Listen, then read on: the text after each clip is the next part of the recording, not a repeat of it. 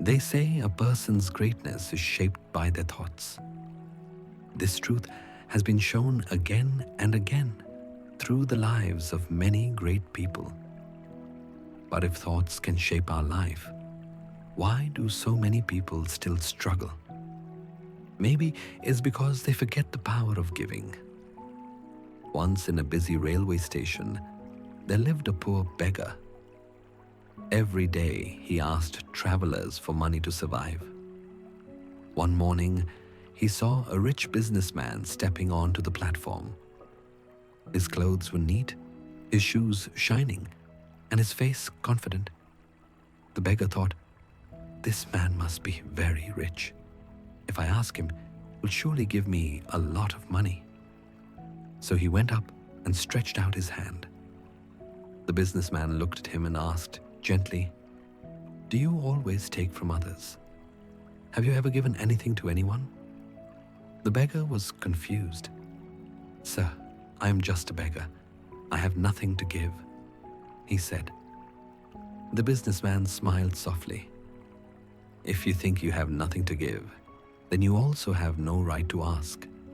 In life, we must always give something before we receive something in return." Then he boarded his train and left. The beggar stood there silently. The man's words kept echoing in his mind. That night, he could not sleep. "What can I give? I have nothing," he thought again and again. 2 days later, he noticed a small patch of wild flowers near the station. They were bright and colorful. Suddenly, an idea came to him. What if I give people a flower each time they give me some money? He picked a few flowers and went back to his spot. When someone gave him a coin, he smiled and offered him a flower in return. People were surprised and happy. Some even smiled and thanked him.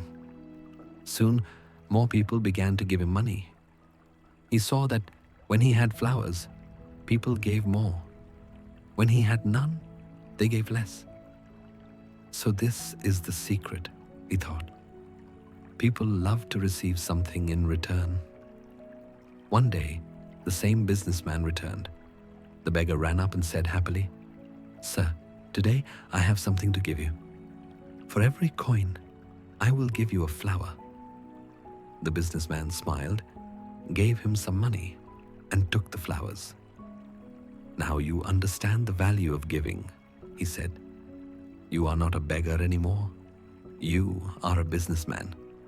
The train left. The beggar stood there thinking deeply. He is right. I am not begging anymore. I am trading. That day, he made a promise to himself. He would never beg again. 6 months later, the same railway station saw two men shaking hands. Both were well dressed. One of them asked, "Do I know you?" The other smiled and said, "Yes, sir. I was the beggar who once gave you flowers." The businessman's eyes widened. "You? The beggar?" The man laughed gently. "Yes. But today I am not a beggar anymore. I own a flower shop. I now travel to expand my business." The businessman smiled proudly. "That's amazing. What changed your life?"